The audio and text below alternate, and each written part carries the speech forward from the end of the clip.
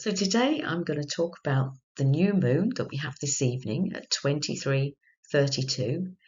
The moon is in the sign of Sagittarius, and in a few minutes I'll talk about what that means to the body. And today, December the 12th, 2023, this Sagittarian new moon is a great day to begin a new habit.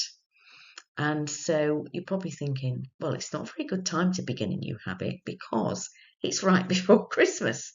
And so there are all sorts of Christmassy things around. I don't really want to begin a new habit. I'd rather wait for the January new moon. But I will let you know when that is. But in the meantime, let's have a look at what a new moon means. So if we take a quick look at the moon, it goes from new to full and from full back to new in about 29.5 days. And that's the length of time that it takes for it to move around the Earth. And so what will happen is that at a full moon, we have a tendency to feel more toxic, or we may do, depending on how much freedom of movement there is in the blood in the body. And at a new moon, we may detoxify more readily. I'm going to look at that in just a little bit more detail in a second or two. So if we take a look at this current slide, then each 29.5 days, when the Earth is experiencing a full moon, the full moon sits on the opposite side of the Earth to the Sun, as you can see in the top diagram. Now I've drawn the Earth there with a lighter blue aura round it, and that represents the ionosphere of the Earth, which is a layer of positively charged particles and dust that sits just outside the Earth. And what happens is that there's a huge gravitational pull. I'm trying to get my hands on the screen and failing dismally, between the Sun and the Moon. So when the Moon's on the opposite side of the Earth from the Sun, that gravitational pull squeezes the Moon in closer towards the Earth. And that means that the ionosphere also gets squeezed in closer towards the Earth. Now, the ionosphere, being a layer of positively charged particles, more of those positively charged particles come floating into the Earth's atmosphere. And what happens then is that we breathe them in. So as we're oxygenating our blood, we're also breathing in more positively charged particles, and our blood, which is normally negatively charged, becomes more positively charged.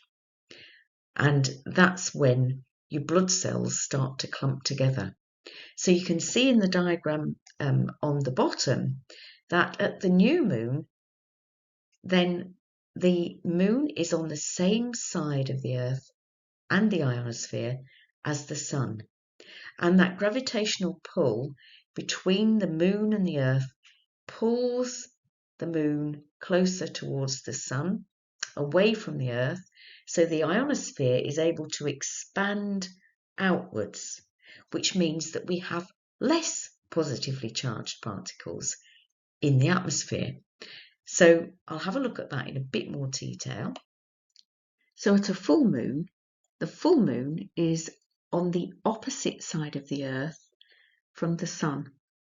So you've got the full moon and you've got the Earth sandwiched in the middle and the Sun on the opposite side. And the gravitational pull on the moon from the Sun squeezes the moon towards the Earth, which pushes the ionosphere in closer to the Earth. So you've got this lovely ionosphere around the Earth, positively charged ions and dust, 60 miles to 300 miles out from the Earth. And when the ionosphere gets squeezed in more closely, there's more positive ions coming into the Earth's atmosphere, and we breathe them in. And our blood literally becomes more positively charged. Now, normally your blood and your blood vessels are negatively charged because that allows for a nice, easy flow of your blood through your veins. But the more positively charged your blood, the thicker and stickier it becomes. And that means that your blood cells start to clump together. Now, you'll probably have heard that that is not a good scenario. And so literally at a full moon, you become more toxic. And the word lunatic comes from lunar, the moon. And it's no wonder that, the more toxic we become, the more irritable, the more angry, the more road rage, the more lunacy there is. And of course, the new moon has the opposite effect.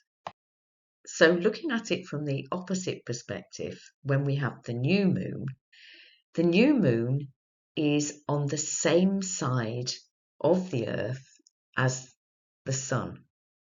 And so we've got the sun and the moon here and the earth over here out of the way with its ionosphere surrounding it. And that gravitational pull away from the earth and the ionosphere by the moon means that the earth sort of breathes out and there's less positive ions in the atmosphere. So that means there's more negative ions in the atmosphere at the time of a new moon. Now, normally your blood vessels and your blood are negatively charged. And so the blood is really negatively charged at a new moon, which means that you get this lovely free flow of blood and blood cells, which is, can feel absolutely amazing, but can also be very detoxifying. Whereas, as we said, the full moon, you can feel more toxic because your blood is thick and sticky. Whereas the new moon, it's free flowing. So tomorrow and this evening, free flowing blood. Really great situation.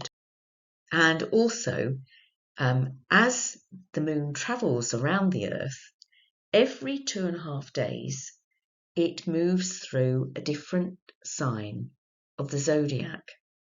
And so it happens to be moving at the time of the new moon through the sign of Sagittarius. And Sagittarius is an interesting sign because it potentially could be quite challenging because Sagittarius rules not only the thighs of your legs, but also the liver.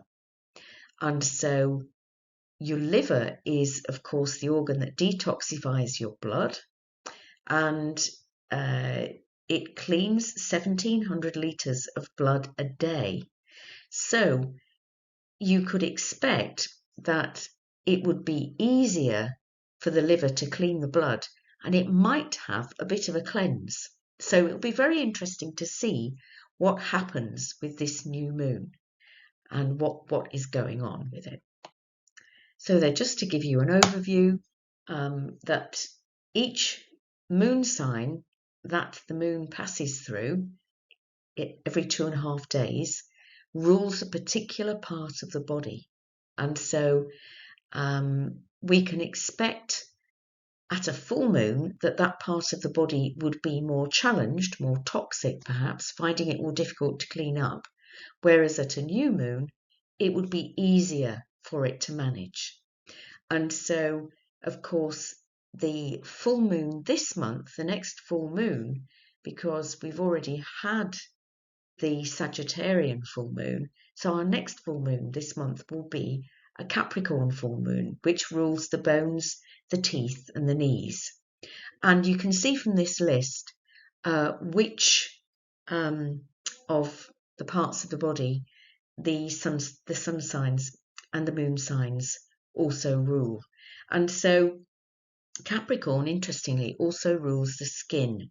So sometimes the skin can be a bit drier at this time of year and more challenged, more likely. One of the things I saw a few years ago was that there was a huge bout of impetigo in all the school children.